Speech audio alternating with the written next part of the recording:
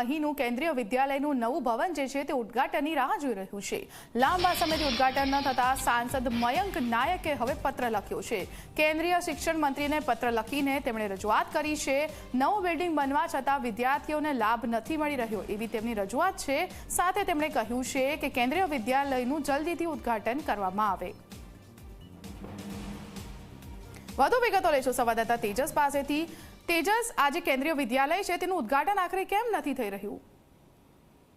બિલકુલ એ કહી શકાય કે પાટણમાં જે છે તે નવીન કેન્દ્રીય વિદ્યાલય બનાવવામાં આવ્યું છે। નવીન કેન્દ્રીય વિદ્યાલયનું જે ભવન લાંબા સમયથી જે છે તે બનીને તૈયાર પડ્યું છે, પરંતુ તેનું ઉદ્ઘાટન નથી થઈ રહ્યું। ત્યારે સમગ્ર મામલે હાલમાં તો રાજ્યસભાના સાંસદ મયંકભાઈ નાયકે આ મામલે કેન્દ્રીય મંત્રીને જે છે લેખિત પત્ર લખીને જાણ કરી છે। પાટણ કેન્દ્રીય વિદ્યાલયનું ત્વરિત જે છે તે ઉદ્ઘાટન કરવામાં આવે, જેને લઈને વિદ્યાર્થીઓને જે છે તે આધુનિક સવલતનો લાભ મળી રહે તે હેતુસર જે છે તે હાલમાં તો રાજ્યસભાના સાંસદ દ્વારા પત્ર લખીને સમગ્ર મામલે જે છે તે કેન્દ્રીય મંત્રીને જે છે તે જાણ કરવામાં આવી છે। આભાર આપનો માહિતી આપવા બદલ।